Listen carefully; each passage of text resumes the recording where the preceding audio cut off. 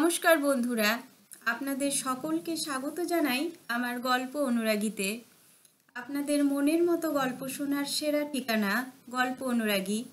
এখানে আপনারা শুনতে পাবেন বিভিন্ন নামী এবং অনামী লেখকদের বিভিন্ন ধরনের গল্প। চলুন আজ আমরা শুনব কবিগুরু রবীন্দ্রনাথ ঠাকুরের লেখা মানভঞ্জন গল্পটির অন্তিম পর্ব। একদিন চৈত্র মাসের বাসন্তী পূর্ণিমায় গিরিবালা বাসন্তী রঙের কাপড় পরিয়া দক্ষিণা বাতাসে অঞ্চল উড়াইয়া ছাদের উপর বসিয়াছিল। যদিও ঘরে স্বামী আসে না, তবুও গিরি উল্টিয়া পাল্টিয়া প্রতিদিন বদল করিয়া নতুন নতুন গহনায় আপনাকে সুসজ্জিতা করিয়া তুলিত। হীরামুক্তার আভরণ তাহার অঙ্গে প্রত্যঙ্গে একটি উন্মাদনা সঞ্চার করিত। ঝলমল করিয়া রুনুঝুনু বাজিয়া তাহার চারিদিকে একটা হিল্লোল তুলিয়া থাকিত। আজ সে হাতে বাজুবন্ধ এবং গলায় একটি চুনি ও মুক্তার কণ্ঠি পরিয়াছে এবং বাম হস্তের কনিষ্ঠ অঙ্গুলিতে একটি নীলার আংটি দিয়াছে। শুধু পায়ের কাছে বসিয়া মাঝে মাঝে তাহার নিটোল কোমল রক্তোৎপল পদপল্লবে হাত বুলাইতেছিল এবং অকৃত্রিম উচ্ছ্বাসের সহিত বলিতেছিল, আহা বউ ঠাকুরন, আমি যদি পুরুষ মানুষ হইতাম, তাহা হইলে এই পা দুখানি বুকে লইয়া মরিতাম। গিরিবালা সগর্বে হাসিয়া উত্তর দিতেছিল, বোধ করি বুকে না লইয়াই মরিতে হইত। তখন কি আর এমন করিয়া পা ছড়াইয়া দিতাম? আর বকিস নে, তুই সে গানটা গা। শুধু সেই জ্যোৎস্নাপ্লাবিত নির্জন ছাদের উপর গাহিতে লাগিল, দাসখত দিলেম লিখে শ্রীচরণে, সকলে সাক্ষী থাকুক বৃন্দাবনে।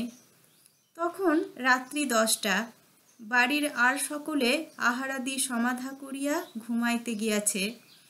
এমন সময় আতর মাখাইয়া উড়ানি উড়াইয়া হঠাৎ গোপীনাথ আসিয়া উপস্থিত হইল। শুধু অনেকখানি জিভ কাটিয়া 7 হাত ঘুমটা টানিয়া ঊর্ধ্বশ্বাসে পলায়ন করিল। গিরিবালা ভাবিল তাহার দিন আসিয়াছে। সে মুখ তুলিয়া চাহিল না। সে রাধিকার মতো গুরুমান ভরে অটল হইয়া বসিয়া রহিল। কিন্তু দৃশ্যপট উঠিল না। শিখি পুচ্ছচূড়া পায়ের কাছে লুটাইল না। কেহ রাগিনীতে গাহিয়া উঠিল না, কেন পূর্ণিমা আধার করো লুকায়ে বদন শশী। সঙ্গীতহীন নীরস কণ্ঠে গোপীনাথ বলিল, একবার চাবিটা দাও দেখি। এমন জ্যোৎস্নায়, এমন বসন্তে, এতদিনের বিচ্ছেদের পরে এই কি প্রথম সম্ভাষণ? কাব্যে, নাটকে, উপন্যাসে যাহা লেখে তাহার আগাগোড়াই মিথ্যে কথা। অভিমানকে প্রণয়ী গান গাহিয়া পায়ে আসিয়া লুটাইয়া পড়ে এবং তাহাই দেখিয়া যে দর্শকের চিত্ত বিগলিত হইয়া যায়, সেই লোকটি বসন্ত নিশীথে গৃহছাদে আসিয়া আপন অনুপমা যুবতী স্ত্রীকে বলে, ওগো একবার চাবিটা দাও দেখি। তাহাতে না আছে রাগিনী, না আছে প্রীতি, তাহাতে কোনো মোহ নাই, মাধুর্য নাই, তাহা অত্যন্ত অকিঞ্চিতকর। এমন সময়ে দক্ষিণে বাতাস জগতের সমস্ত অপমানিত কবিত্বের মর্মান্তিক দীর্ঘ নিঃশ্বাসের মতো হু হু করিয়া বহিয়া গেল। টব ভরা ফুটন্ত বেলফুলের গন্ধ ছাদময় ছড়াইয়া দিয়া গেল। গিরিবালার চূর্ণ অলোক চোখে মুখে আসিয়া পড়িল এবং তাহার বাসন্তী রঙের সুগন্ধি আঁচল অধীরভাবে যেখানে সেখানে উড়িতে লাগিল। গিরিবালা সমস্ত মান বিসর্জন দিয়া উঠিয়া পড়িল। স্বামীর হাত ধরিয়া বলিল, চাবি দিব এখন, তুমি ঘরে চলো। আজ সে কাঁদিবে, কাঁদাইবে, তাহার সমস্ত নির্জন কল্পনাকে সার্থক করিবে, তাহার সমস্ত ব্রহ্মাস্ত্র বাহির করিয়া বিজয়ী হইবে, ইহা সে দৃঢ় সংকল্প করিয়াছে। গোপীনাথ কহিল, আমি বেশি দেরি করিতে পারিব না, তুমি চাবি দাও। গিরিবালা কহিল, আমি চাবি দিব এবং চাবির মধ্যে যাহা কিছু আছে সমস্ত দিব, কিন্তু আজ রাত্রে তুমি কোথাও যাইতে পারিবে না। গোপীনাথ বলিল, সে হইবে না, আমার বিশেষ দরকার আছে। গিরিবালা বলিল, তবে আমি চাবি দিব না। গোপী বলিল, দিবে না বই কি, কেমন না দাও দেখিব। বলিয়া সে গিরিবালার আঁচলে দেখিল চাবি নাই। ঘরের মধ্যে ঢুকিয়া তাহার আয়নার বাক্সর দেরাজ খুলিয়া দেখিল তাহার মধ্যেও চাবি নাই। তাহার চুল বাঁধিবার বাক্স জোর করিয়া ভাঙ্গিয়া খুলিল, তাহাতে কাজললতা, সিঁদুরের কৌটো, চুলের দড়ি প্রভৃতি বিচিত্র উপকরণ আছে, চাবি নাই। তখন সে বিছানা ঘাঁটিয়া গদি উঠাইয়া আলমারি ভাঙিয়া নাস্তানাবুদ করিয়া তুলিল। গিরিবালা প্রস্তর মূর্তির মতো শক্ত হইয়া দরজা ধরিয়া ছাদের দিকে চাহিয়া দাঁড়াইয়া রহিল। ব্যর্থ মনোরথ গোপীনাথ রাগে গড় গড় করিতে করিতে আসিয়া বলিল, চাবি দাও বলিতেছি, নহিলে ভালো হইবে না। গিরিবালা উত্তর মাত্র দিল না। তখন গোপী তাহাকে চাপিয়া ধরিয়া এবং তাহার হাত হইতে বাজুবন্ধ, গলা হইতে কণ্ঠি, অঙ্গুলি হইতে আংটি ছিনিয়া লইয়া তাহাকে লাথি মারিয়া চলিয়া গেল। বাড়ির কাহারও নিদ্রাভঙ্গ হইল না। পল্লীর কেহ কিছুই জানিতে পারিল না। জ্যোৎস্না রাত্রি তেমনি নিস্তব্ধ হইয়া রহিল। সর্বত্র যেন অখণ্ড শান্তি বিরাজ করিতেছে, কিন্তু অন্তরের চিৎকার ধ্বনি যদি বাহিরে শোনা যাইত, তবে সেই চৈত্র মাসের সুখসুপ্ত জ্যোৎস্না নিশীথিনী অকস্মাৎ তীব্রতর আত্মস্বরে দীর্ণ বিদীর্ণ হইয়া যাইত। এমন সম্পূর্ণ নিঃশব্দে এমন হৃদয় বিদারণ ব্যাপার ঘটিয়া থাকে। অথচ সে রাত্রিও কাটিয়া গেল। এমন পরাভব, এত অপমান গিরিবালা সুধোর কাছেও বলিতে পারিল না। মনে করিল আত্মহত্যা করিয়া এই অতুল রূপযৌবন নিজের হাতে খণ্ড খণ্ড করিয়া ভাঙিয়া ফেলিয়া সে আপন অনাদরের প্রতিশোধ লইবে।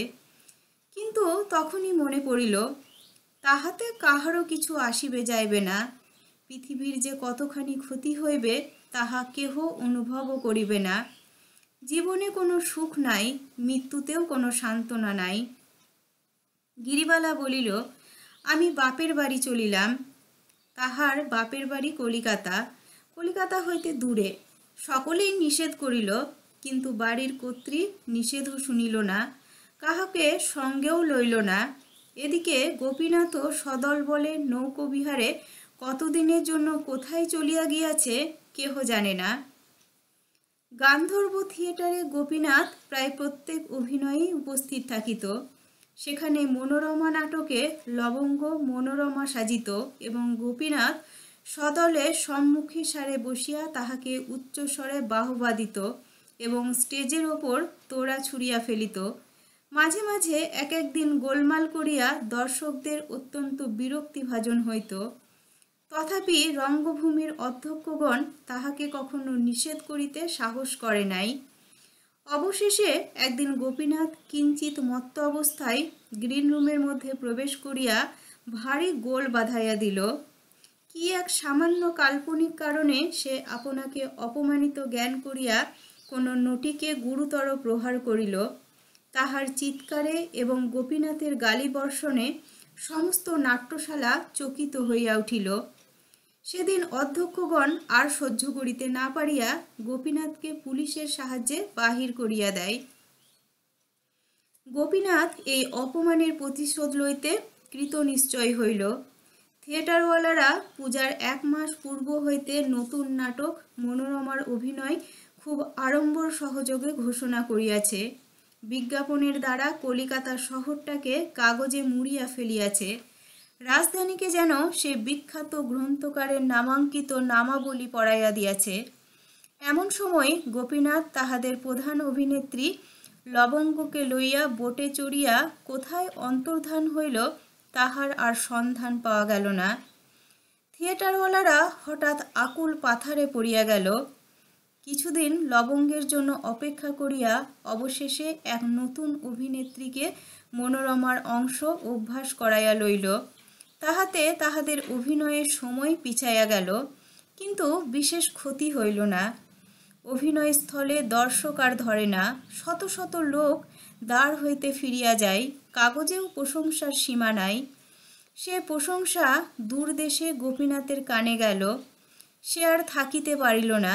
বিদ্বেষে এবং কৌতূহলে পূর্ণ হইয়া সে অভিনয় দেখিতে আসিল। প্রথম পট উৎক্ষেপে অভিনয়ের আরম্ভভাগে মনোরমা দিনহীন বেশে দাসীর মতো তাহার শ্বশুর বাড়িতে থাকে।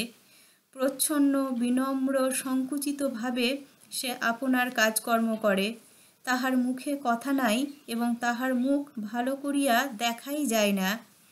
অভিনয়ের শেষাংশে মনোরমাকে পিতৃগৃহে পাঠাইয়া তাহার স্বামী অর্থলোভে কোনো এক লক্ষপতির একমাত্র কন্যাকে বিবাহ করিতে উদ্যত হইয়াছে। বিবাহের পর বাসর ঘরে যখন স্বামী নিরীক্ষণ করিয়া দেখিল, তখন দেখিতে পাইল এও সেই মনোরমা, কেবল সেই দাসী বেশ নাই। আজ সে রাজকন্যা সাজিয়াছে। তাহার নিরুপম সৌন্দর্য আভরণে ঐশ্বর্যে মণ্ডিত হইয়া 10 দিকে বিকীর্ণ হইয়া পড়িতেছে। শিশুকালে মনোরমা তাহার ধনী পিতৃগৃহ হইতে অপহৃত হইয়া দরিদ্রের গৃহে পালিত হইয়াছে। বহুকাল পরে সম্প্রতি তাহার পিতা সেই সন্ধান পাইয়া কন্যাকে ঘরে আনাইয়া তাহার স্বামীর সহিত পুনরায় নতুন সমারোহে বিবাহ দিয়াছে। তাহার পরে বাসর ঘরে মানভঞ্জনের পালা আরম্ভ হইল। কিন্তু ইতিমধ্যে দর্শক মণ্ডলীর মধ্যে ভারী এক গোলমাল বাঁধিয়া উঠিল। মনোরমা যতক্ষণ মলিন দাসীবেশে ঘোমটা টানিয়াছিল, ততক্ষণ গোপীনাথ নিস্তব্ধ হইয়া দেখিতেছিল। কিন্তু যখন সে আভরণে ঝলমল করিয়া রক্তাম্বর পরিয়া মাথায় ঘোমটা ঘুচাইয়া রূপের তরঙ্গ তুলিয়া বাসর ঘরে দাঁড়াইল এবং এক অনির্বচনীয় গর্বে গৌরবে গ্রীবা বঙ্কিম করিয়া সমস্ত দর্শক মণ্ডলীর প্রতি এবং বিশেষ করিয়া সম্মুখবর্তী গোপীনাথের প্রতি চকিত বিদ্যুতের ন্যায় অবজ্ঞা বজ্রপূর্ণ তীক্ষ্ণ কটাক্ষ নিক্ষেপ করিল, যখন সমস্ত দর্শক মণ্ডলীর চিত্ত উদ্বেলিত হইয়া প্রশংসার করতালিতে নাট্যস্থলী সুদীর্ঘকাল কম্পান্বিত করিয়া তুলিতে লাগিল, তখন গোপীনাথ সহসা উঠিয়া দাঁড়াইল। গিরিবালা, গিরিবালা করিয়া চিৎকার করিয়া উঠিল। ছুটিয়া স্টেজের উপর লাফ দিয়া উঠিবার চেষ্টা করিল। বাদকগণ তাহাকে ধরিয়া ফেলিল। এই অকস্মাৎ রসভঙ্গে মর্মান্তিক ক্রুদ্ধ হইয়া দর্শকগণ ইংরেজিতে বাংলায় দূর করে দাও, বের করে দাও বলিয়া চিৎকার করিতে লাগিল। গোপীনাথ পাগলের মতো ভগ্ন কণ্ঠে চিৎকার করিতে লাগিল, আমি ওকে খুন করব, ওকে খুন করব। পুলিশ আসিয়া গোপীনাথকে ধরিয়া টানিয়া বাহির করিয়া লইয়া গেল। সমস্ত কলকাতা শহরে দর্শক দুচক্ষু ভরিয়া গিরিবালার অভিনয় দেখিতে লাগিল। কেবল গোপীনাথ সেখানে স্থান পাইল না। নমস্কার বন্ধুরা, গল্পটি এখানেই শেষ হলো। কেমন লাগলো আপনাদের অবশ্যই কমেন্টে আমাকে জানান। আর আপনারা কেমন ধরনের গল্প শুনতে চাইছেন সেটাও আমাকে জানান। আমি আপনাদের সেই ধরনের গল্প পড়ে শোনাবার চেষ্টা করব। আর হ্যাঁ বন্ধু, যারা এখনও আমার চ্যানেলটি সাবস্ক্রাইব করেননি তারা অবশ্যই সাবস্ক্রাইব এবং শেয়ার করে দিন। আপনাদের সহযোগিতায় আমার এগিয়ে চলার পথকে আরও সহজ করে তুলবে। ধন্যবাদ।